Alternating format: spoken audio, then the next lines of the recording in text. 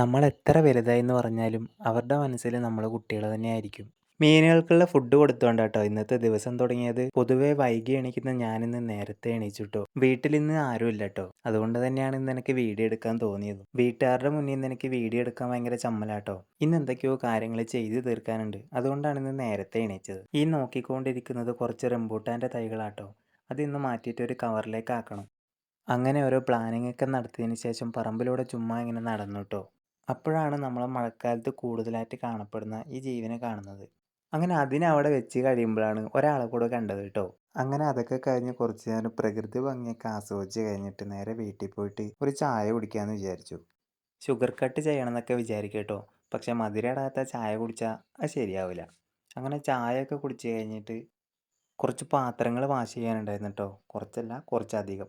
അമ്മ പുറത്തെവിടെയും പോവുകയാണെങ്കിൽ ഇതേപോലത്തെ ചെറിയ ചെറിയ പണികളൊക്കെ എനിക്ക് തന്നിട്ട് പോകും കേട്ടോ. അങ്ങനെ പാത്രം കഴുകലും പരിപാടിയൊക്കെ കഴിഞ്ഞ് വന്നപ്പോൾ ഹാള് നോക്കുമ്പോൾ ഹാള് മൊത്തം അലങ്കോലമായിരുന്നു. അങ്ങനെ അതൊക്കെ ഒന്ന് ക്ലീൻ ചെയ്യാമെന്ന് വിചാരിച്ചു. വീട്ടിൽ ആരും ഇല്ലാത്ത സമയത്താണ് ഇങ്ങനെയൊക്കെ തോന്നുക.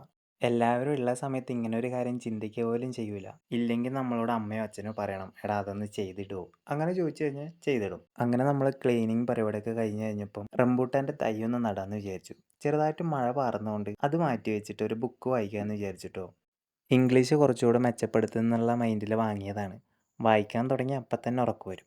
അങ്ങനെ കുറച്ച് നേരം ഉറങ്ങാമെന്ന് വിചാരിക്കുമ്പോഴാണ് കുറച്ച് എന്തെങ്കിലും ഫിസിക്കൽ ആക്ടിവിറ്റി ചെയ്യാമെന്ന് വിചാരിച്ചത്. അങ്ങനെ എണീച്ച് ഓടി. നമ്മൾ ഈ ഇൻസ്റ്റയിൽ യൂട്യൂബിലൊക്കെ കുറച്ച് അഡ്വഞ്ചർ ആയിട്ടുള്ള കാര്യങ്ങൾ കാണുമല്ലോ.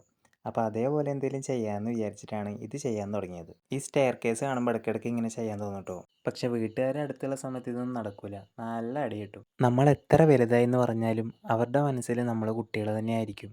ഇതൊക്കെ ചെയ്ത് കഴിയുമ്പോഴേക്കും ഞാൻ നല്ല ടയേർഡായിട്ടോ. ഇതിൻ്റെ ക്ഷീണം തീർക്കാൻ വേണ്ടിയിട്ട് ഞാനൊരു കരിക്ക് കുടിച്ചിട്ടോ.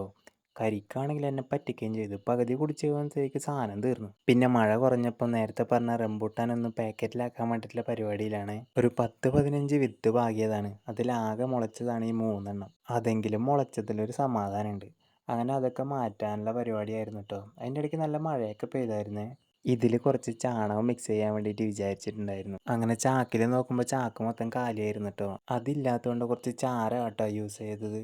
അങ്ങനെ ഇന്നത്തെ പരിപാടിക്ക് ഏകദേശം കഴിയാറായിട്ടോ. 3 പാക്ക് ചെയ്തിട്ട് ഒരു സൈഡിലേക്ക് ആക്കി വെച്ചിട്ടുണ്ട് കേട്ടോ. ഇനിയിപ്പോൾ ഇത് നന്നായാലും ഇല്ലെങ്കിലും അടുത്ത വീഡിയോ പറയാം കേട്ടോ. അപ്പോൾ ഓക്കെ, ബൈ.